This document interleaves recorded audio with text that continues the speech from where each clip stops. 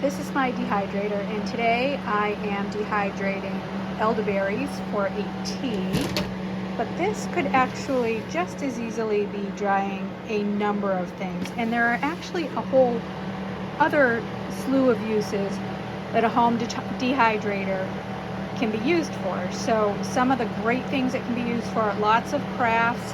If you're drying anything like orange slices, apple slices, nuts, berries, fruits for potpourri, all sorts of things of that nature. If you like to save seeds from your garden, home dehydrator is great for that, because a lot of times, we have a tough time getting them out of the garden in time before they start to mold or mildew, and they still need to dry out, and a dehydrator on a very low setting can finish those off for you. You don't want to cook them, but a dehydrator is made to go very low. Right now I have this at 128 for the berries that are finishing up in it.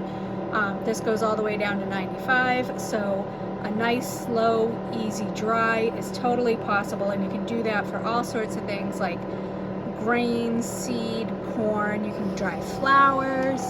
I like the box style because these trays are all removable and modular. They can all come out. You've noticed that I've got some out just because I didn't need them, and it creates a little more airflow, but take them out completely. Now you have a nice big warm box, and that is perfect for things like proofing bread to help your bread rise, which is really helpful if you have a cold or drafty kitchen in the winter. And also things for like making yogurt. So there's a lot of things that your dehydrator can be used for, and knowing that might be helpful, might help you decide whether to invest in one, what one to invest in, and know that you're still going to get great use out of it.